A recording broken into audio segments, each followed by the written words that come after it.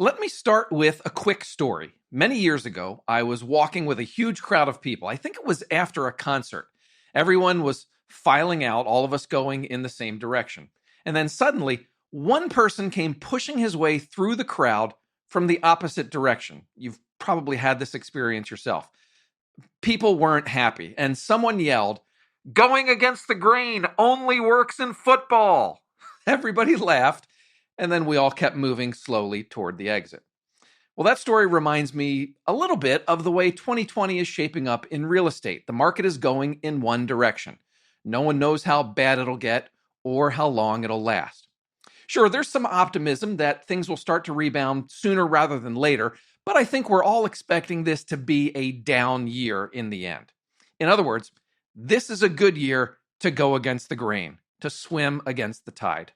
Today, one agent tells us that he's often had his best years in bad markets, and he shares his playbook, the specific things he's doing now to make sure it happens again. This is The Walkthrough.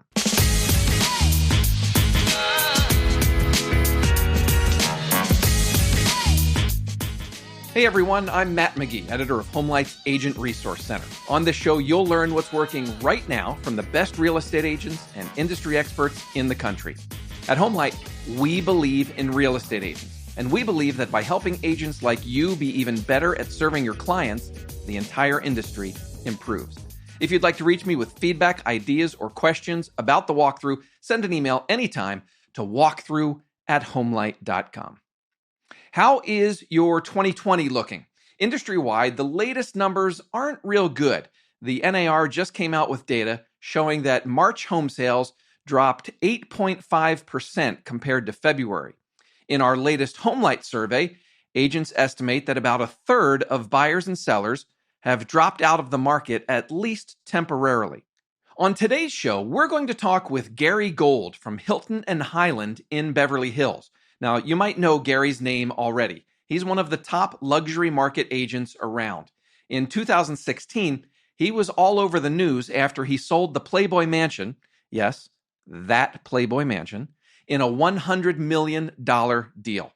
But none of that is why I wanted to talk to him this week. I wanted to talk to Gary because he's been in the business for almost 40 years and has seen more ups and downs than most. Gary says he often has some of his best years in a bad market. So today, I'm asking him to share how he makes that happen and how he's making it happen this year in this market. So, as you listen, pay attention for Gary to talk about how he's having a ton of conversations with clients and leads and what he's saying to them, why you need to know your market data more than ever right now, and what he's saying to buyers and sellers in a 5-part video series that he recently published. After our conversation, I'll share my takeaways, and then be sure to stay tuned to the end of the show for a quick heads up about my recent Facebook ads experience with a new real estate listing. All that's coming up, but let's dive in now to this week's conversation. I started by asking Gary how this year's events compare to what he's been through before. Well, first of all, I've never seen any situation, whether it be a war or a recession or the SNL debacle, in 2008, or a number of things, an earthquake. They all are different. We all have this level of uncertainty, and they're all a little different. This one, to me, seems like nothing really happened economically. This is something happened, health-wise. And I think everyone just stopped for a moment. I mean, there certainly will be carnage from what has happened, no question about it. But overall, I think things are going to normalize pretty quickly myself. What's really different here is that we stopped working. That's the big thing. I mean, everyone literally just kind of stopped working. The economy shut down. In my life or ever, Vegas never stopped. I never had it where I couldn't go to a restaurant. I couldn't go to my office. I couldn't show a home. That is pretty unique. That being said, I think real estate and our industry has been very, very prepared for a situation like this. We didn't realize it. We weren't planning for this. But When you show a house today, the first time you show it, it's online. Houses are being shown every day. When people go to see an actual house today, it's a second, third, fourth showing. They've already been through it, been through the neighborhoods, gone through it 19 times, looked at the video. Often they're really, really familiar with what's going on. So we are still in that process. We're just stuck for a lot of times right in that beginning stage. What's going on in your market right now? What are you hearing from buyers and sellers? For me, I've been very, very busy, and I have just been more focused in getting things to that point than closing deals. I have put 2 deals in escrow since this has happened. And my business is that wouldn't be necessarily abnormal in a 4 or 5 week period. I on average sell 20 houses a year. I'll sell a couple giant houses. So anything from 2 million to last year was 2 million to 150. So I'm kind of, I think I would have been doing a lot better. Coming into this, it was amazing. And, I did have one big deal that I think fell out because of this. Hard to say. But I'm just super busy. And I've got lots of clients, especially this week. Every week's been a little different. Talking to them on the phone, getting people ready. People are getting real antsy right now. And I think buyers and sellers are ready to rock and roll. Yeah, I'm kind of hearing that in a lot of the conversations that I'm having as well. That, we're getting into, in some states, some markets, we're coming up on 2 months or so that this has been going on, that there's been quarantines in place. And I do sense that there's this sort of anxiousness to get back to normal. You're saying you are hearing from more buyers and sellers that are like, when can we start taking the next steps? Yeah. Yes. So, we are taking the next steps, and they're talking about week 1. Literally, we were all deers in a headlight, and I would be calling clients. What can I do for you? Let me talk to you. One of the things I said week 1 is, listen, I've been through a lot of different situations. I know how to function in these uncharted waters. So I'm here to help you any way you want. But people really didn't know what to do, and no one was really even in the mood to start talking real estate. Week 2, I had some of the early kind of independent people saying, I'm looking for some opportunities. Everyone took their house. Week 2, everyone took their house off the market.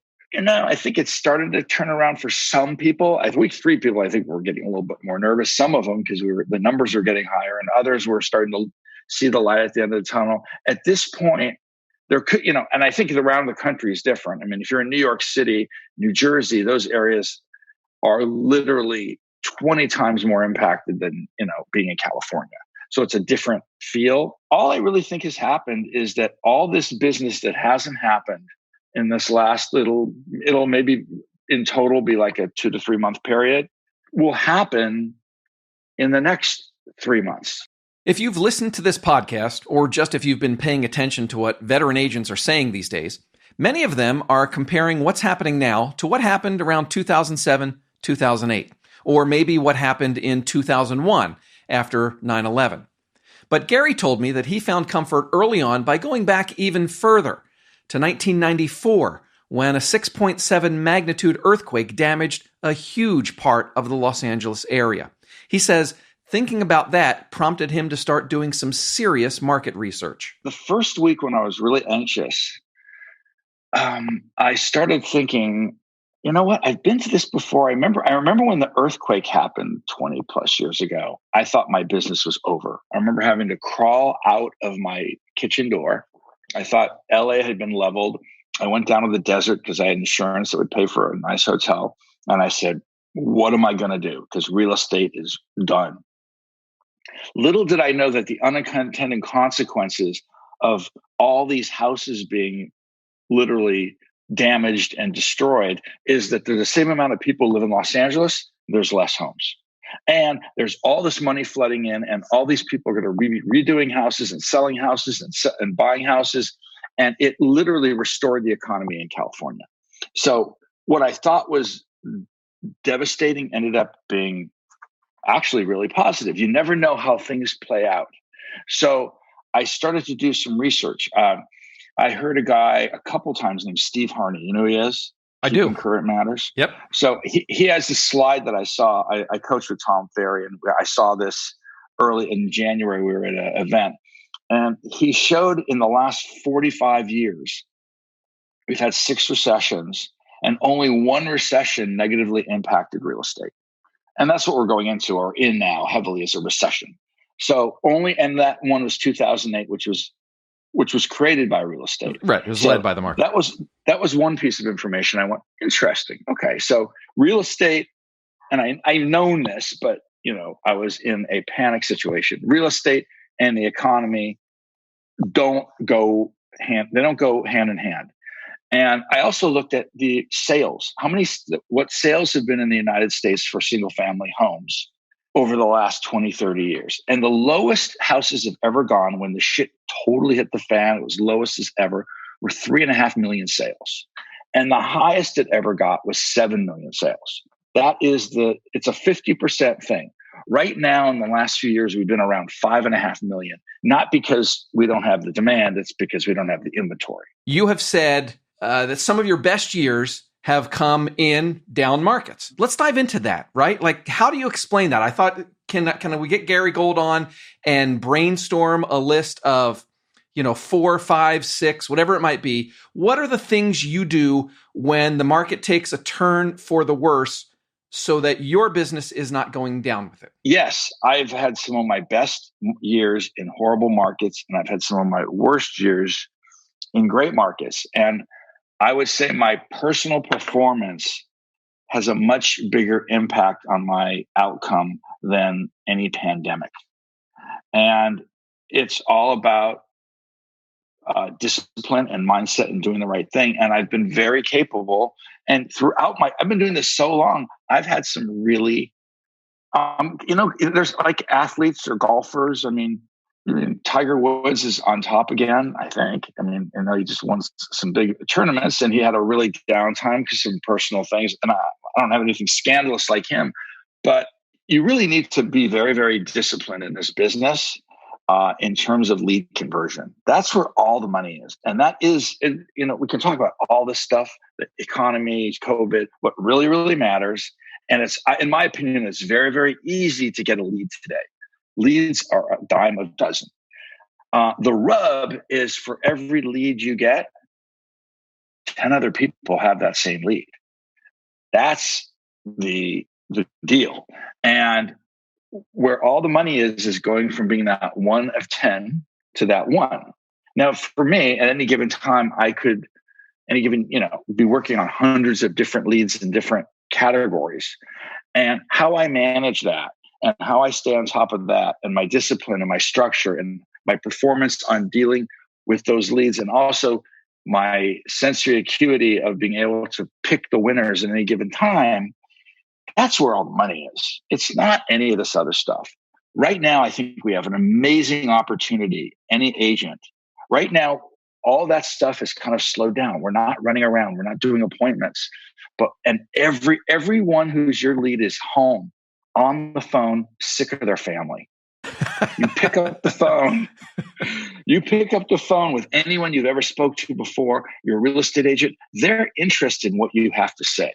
This is one of the greatest opportunities I've ever seen for agents to connect on a deeper level with your pipeline. First thing you said was discipline in lead conversion. So that starts with conversations. Well, it's not just conversation. Yeah, it is definitely having conversations. Now that can take the form of email, text, in person, on the phone, Zoom, Facebook, respond, there's a lot of different ways to do that. I have a couple things that now everyone's a little different. I got a friend, Bjorn Ferrucci, is a top agent in my office. This guy can pick up the phone and start talking. He's Australian. He's charming. He's just like, pick up the phone, start talking to anybody right off the bat. For me, if I don't have something to offer to say, I am literally the most insecure real estate agent on the planet. If I have something to say, I could call anybody. And I really had a struggle with that. I really had a hard time calling people. I felt like I was asking for something. But I call people and offer them information. I also, built a reputation now. People, when they hear from me, they know it's going to be, I'm someone they want to talk to. But I call and I talk about the house that's sold next door, the house that's coming on the market, how many sales have been in their market, I know you were looking last time we spoke in this area. Have you considered that area? It's really getting hot. And I keep on mixing it up, and I keep it very relevant because I believe that, all these people are doing that for the most part. And at some point, if you stay disciplined and structured with this person, you're going to call them or text them or say something at the right time in the right way that they're going to go, let's go look at that house. Or, why don't you come over? Maybe we really should. Now is the time to sell the house. And it's sometimes just taken me 200 times. Right. So, which is what I just wanted to get to. I mean, so, real estate is obviously not just a one-touch business. You're having multiple conversations with the same person. You want to try and keep it fresh. So what you're saying is, if I understand, each time you're pulling in some sort of different piece of information, some sort of something new that sort of gives you a justification or a reason to get in touch with that lead again. To be obnoxious, I'm just being what a real estate agent should be. I'm providing valuable information. Right. And my mindset with people is I become their agent before they give me the job. And I start providing value to them. I rarely go on listing appointments. I just end up like, is anyone, I'm sure people can relate to this. They met somebody and they started hanging out. Next thing they know, they're living together or they have a girlfriend. They don't even know how it happened. That's what it's like if I'm your real estate agent. You don't even know what happened. I just have become your real estate agent. And that's the attitude I take. And I've heard a lot of people go, I don't want to put all this work into someone. What if they use somebody else? Or what if they buy a house with someone else or list with someone else? I say to myself, so what? Big deal. So if I talk to this many people, a percentage of them I'm not going to get, what else is new? And also in this world, so maybe I don't get it the first time around. Maybe I get it the second time around. Now, my business is way different than a lot of people here. I'm assuming, I don't know that much about it, but if you're selling $100,000, $300,000 houses and you're selling a lot of them, the gestation period between someone calling and saying they want to buy or sell a home could be very short compared to mine. I know a lot of people go, I went on 16 appointments and I got 15 listings the other day. I don't even understand that. That's a different world. I usually have a conversation with somebody and it's the seed of somebody that is going to want to buy or sell their home sometime in the next week to 5 years. I have lots of deals that are 5-year gestation periods, lots of them. I guess as you get in the high end and people have sometimes multiple houses and they've got lots of options, they take their time and no one's in a rush. If you're, first time buyers and you just had a kid or you just got transferred, that's a different story. Or if the decision, if you're in a certain area and the decision to buy something isn't that big a decision because you're dealing with a lot of really subdivisions and master plan communities that they're not that different. People make, I think, decisions quicker because the decisions are limited and they're similar and they're easier to make. So I have to be 100 times more disciplined than people that are dealing with someone who's going to move or do something in 30 days. So that would be easier, not harder. But it's the same. It's the same thing, whether it's 30 days or 30 months. It's really the same thing. Let me ask you one last thing about conversations. In the conversations you're having right now, what do your buyers and sellers want to hear from you? What are they asking? The biggest difference between now and ever before is I've never seen it where people want to know the truth today. No one wants to be bullshitted, especially sellers. When we've had an 11-year run of prices going up, people wanted to be bullshitted. Really, to a certain extent, people wanted you to be over optimistic. And I mean, they call it buying listings. I never really subscribe to it, even though I'm capable of it. So right now, in fact, I've talked to a lot of people that are who are sellers, who are way less optimistic than I am. And so I think right now people want to know the truth. And the one thing I would advise anyone who on this call is know your shit, really know what you're talking about. And then you're going to get the business. But it's not that complicated today to understand the market and what you're talking about and do some research. If you're if you're on this call, you're probably the kind of person really looking to get that information. But that's who's going to prevail and who's going to do really well in this market. People that know what they're talking about. They have a plan. They're not just like, oh, I don't know. They're really, really professional real estate agent. This pandemic that we're going through in terms of the real estate world is going to separate the winners from the losers. And a lot of people who really aren't taking this business seriously will perish. If I'm making a list here of what we've been chatting about, number 1, discipline and lead conversion, just to reset here. Number 2, lots of conversations. And number 3, know the market. What kind of data are you sharing with your buyers and sellers? Things are usually not as bad or not as good as most people think. And just give an honest assessment. Don't exaggerate on either level. But when you start to back it up with some statistics like this, and you have a certain mindset, I think people are getting very comfortable with me that in my case, I've been through this before.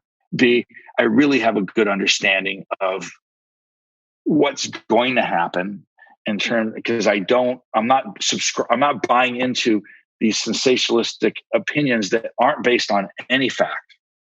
And I'm just a slow and steady person that's going to be a better person to represent them. It sounds like you're saying that by having this data at your fingertips that you're able to share with your buyers and sellers, it's reassuring them that you know what you're doing and you are going to be able to help them navigate whatever the next several weeks, several months, year, whatever it looks like. If you put a house on the market for somebody, let's just use a seller or a buyer, but it could be seller buyer, but let's just take a seller.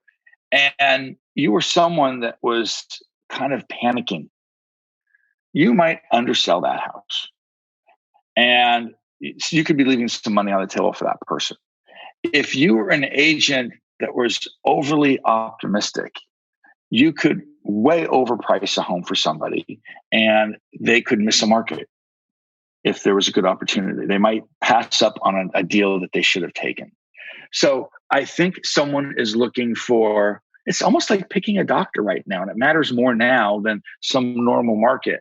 They want to pick someone who makes the right decisions when you're under anesthesia. We have to make some decisions for people. We have to guide people, and they don't want somebody that is super negative. They probably don't want someone who's overly optimistic. They want someone who's kind of has a realistic assessment on the world. Okay, so we've talked about discipline and lead conversion, conversations, know the market, right? Sharing data. What else are you doing to make sure that you are staying above and going against the tide, not letting your business go down as the market goes down? That first week when I was a little stifled and I wasn't calling enough people and I was just trying to get my bearings, I got really depressed and I got really panicked. When I started calling people, I've been in AA, I've been sober 34 years. And we have a saying about, being of service. If you're 1 week sober, what they want you to do is go help someone who's 1 day sober. So just going out there and being of service to other people. And I have one deal in escrow right now, but I'm talking to tons of people.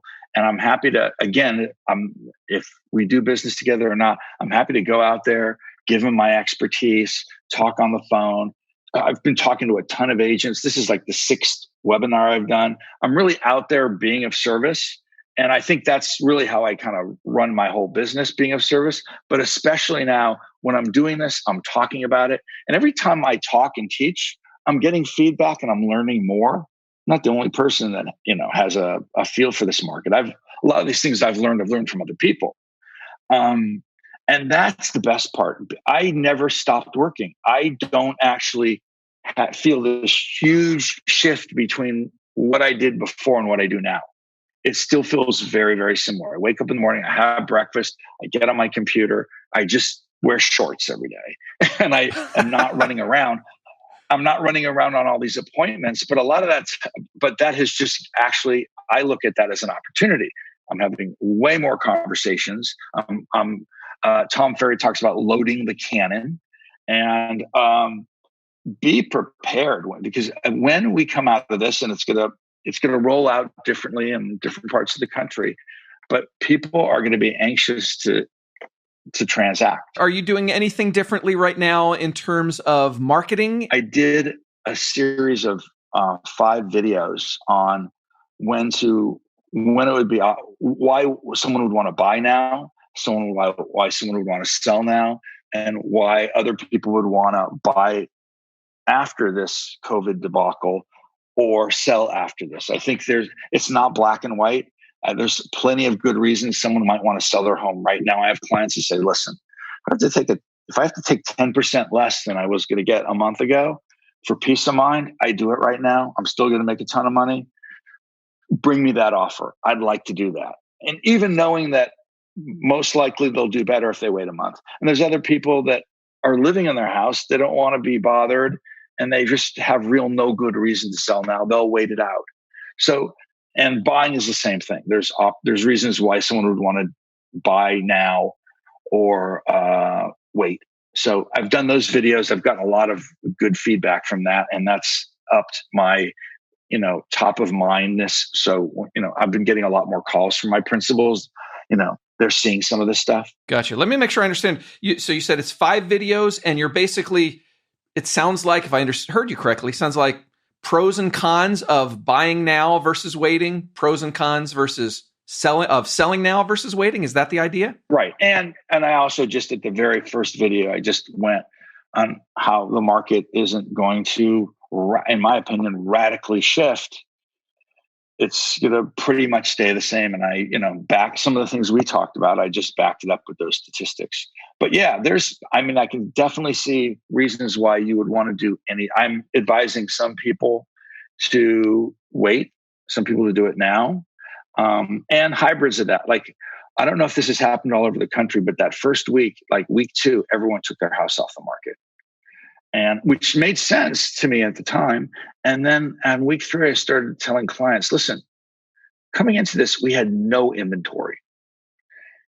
Now, all these people have taken their house off the market. There's less inventory. Why are you taking your house off the market? Shouldn't we have it on the market? Even if you don't want to sell it now, because now we're getting in like week 4 and 5. People are sitting there looking on the MLS, looking on Zillow, Trulia, all this stuff. They're looking at things and they're circling homes they're interested in. So even if your house isn't getting that activity now, I've just tracked it. I don't know if you guys have done this at all. You have something to do that, but more and more people are looking. It was down big week 1, and I believe every week is picked up, but now lots and lots of people are really looking at real estate. So even if your house is not getting any showings, I've noticed a lot more inquiries on it. I know I'm getting a lot more traffic on it. So I say, if you had your house on the market, I would definitely, not take it off. I would keep it back in the MLS. I wouldn't try to sell my house today though, if I had no place to go. Let's say really, I wouldn't want to have to find something in this world. I would want to wait, but I would buy a house if I think you could probably get, like in New York City in general, I think people are getting 2, 3, 5, 6% discounts in this market just to get a deal done. So, there's reasons for different people, different strokes for different folks. Let me just sort of dive into that a little bit more. I think as a listener, it sounds a little bit strange for me to hear a real estate agent saying, hey, I'm creating a video telling you why now may not be the right time to buy, or it may not be the right time to sell. So should we add to this list of things that you're doing now to grow your business and swim against the tide, trying to be empathetic and more understanding towards the situations that buyers and sellers find themselves in right now? We should be that way all the time. You know what? That's how I go.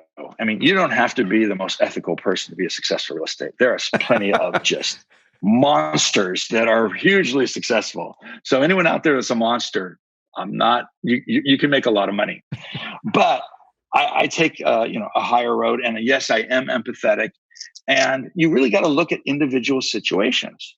And I have clients in all those quadrants. Like right now, if it's really hard to get stuff done, if you're not paying cash or you don't have a loan completely locked or you can't get a really long loan contingency, getting a loan right now is a bitch. That would be a reason you might want to wait if you don't have those ducks in a row. And I just give different advice. If you're going to sell your house now, sell it to someone who's ridiculously qualified.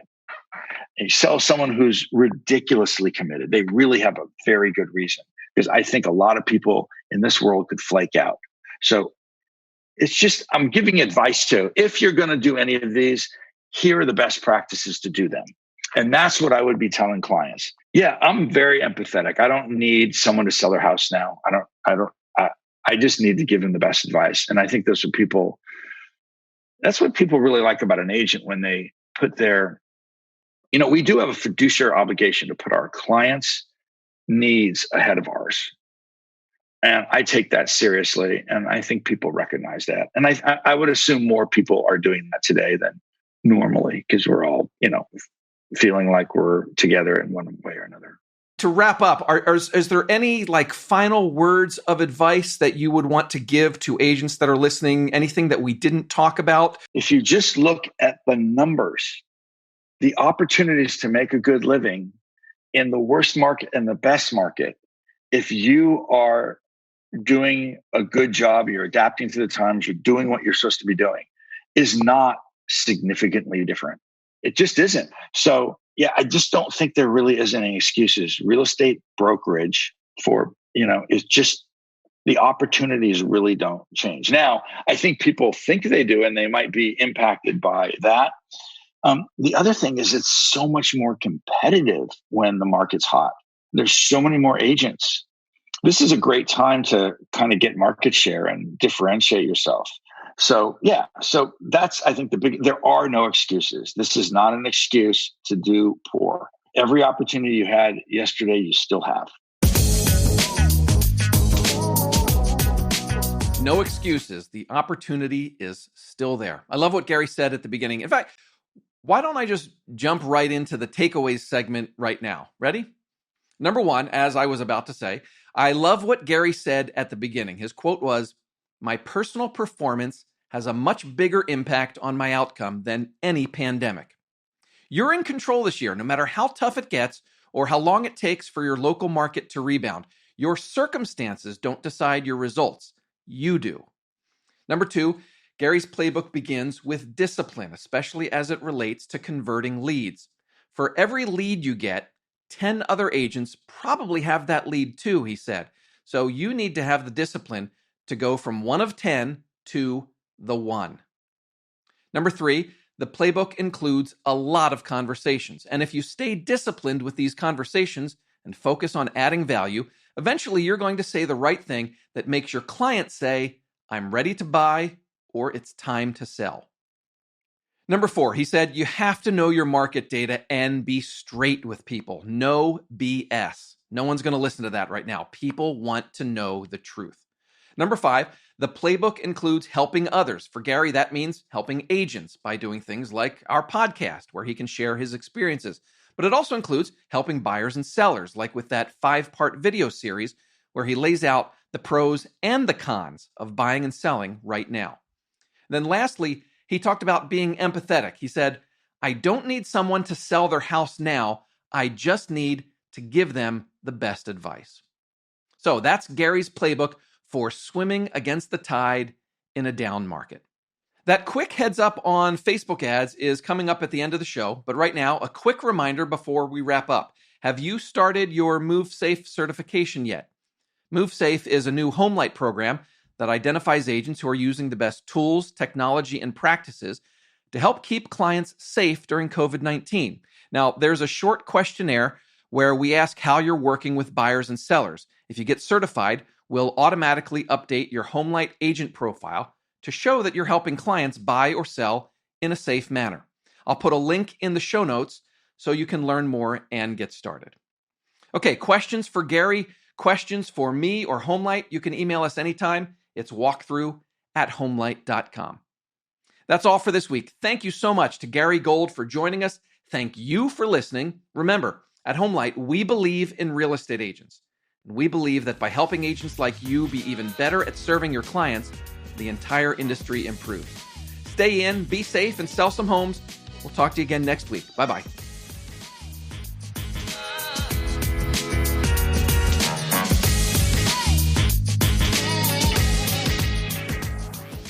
Hey, thanks for sticking with me to the very end. I wanted to share a heads up with you about Facebook ads. Last weekend, I ran a Facebook lead ad for my wife's new listing. Now, that's pretty common. We do that for just about all of her listings. But a funny thing happened with this ad. In the 16 hours that we had the ad active, 47 leads came in at a total cost of, get this, $11.36. That's 24 cents per lead. It's way less than we normally pay. Now, you might be seeing something similar. I did some research, asked some friends who are really smart about paid social media, and they said there are two things going on right now. Number one, everyone's at home and spending more time on Facebook. So Facebook can show a lot more ads these days. And number two, a lot of advertisers have pulled back. They've cut budgets or stopped advertising altogether. So you put those things together and you end up with way cheaper Facebook ads. I'll link to a couple articles about this in the show notes so that you can read more. As always, your experience might be different, but I just wanted to point this out and let you know this might be a good time to do some Facebook advertising if you're not already doing it. That's all. Thanks again for listening. We'll see you next week.